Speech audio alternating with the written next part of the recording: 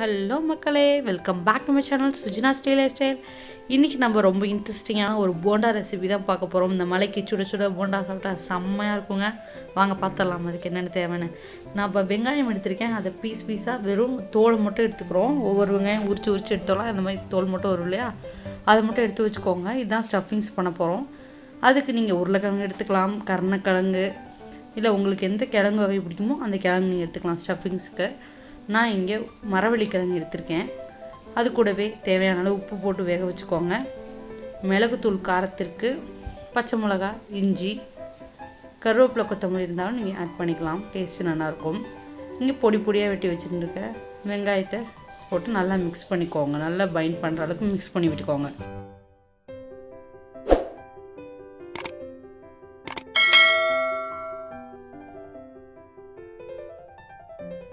இது மரவள்ளிக்கிழங்குங்கிறதுனால நான் நல்லா அழுத்தம் கொடுத்து நல்லா பிசைஞ்சிக்கிறேன். நீங்கள் உருளைக்கிழங்கு எடுத்திங்கன்னா லைட்டாக பிசைஞ்சிங்கன்னா போதும்.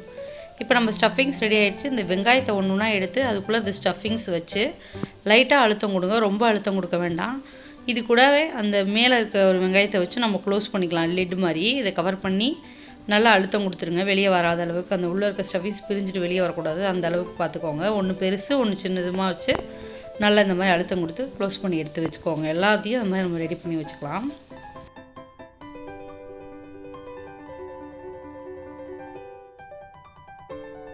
இன்ஸ்டன்ட் பஜ்ஜி மிக்ஸ் வச்சுருந்திங்கன்னா அதில் வச்சுக்கலாம். அப்படி இல்லைன்னா கடலமாவு, அரிசி மாவு, மிளகாய்த்தூள், பெருங்காயத்தூள் எல்லாம் போட்டு நீங்கள் ரெடி பண்ணி வச்சுக்கலாம். அதனால ரெசிபி தனியாக நான் உங்களுக்கு ஆட் பண்ணுறேன்.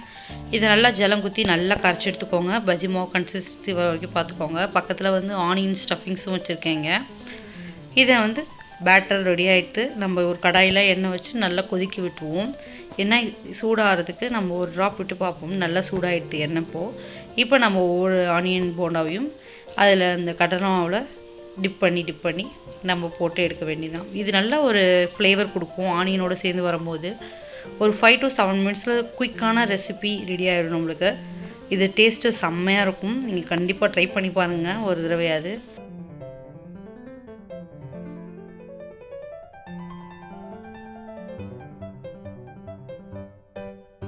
இப்போ ஒரு சைட் போட்டதை நெக்ஸ்ட் சைட் நல்லா திருப்பி விட்டு அதுவும் நல்லா கோல்டன் ப்ரௌன் ஆகிற வரைக்கும் நல்லா ஃப்ரை பண்ணி எடுத்துக்கலாம்.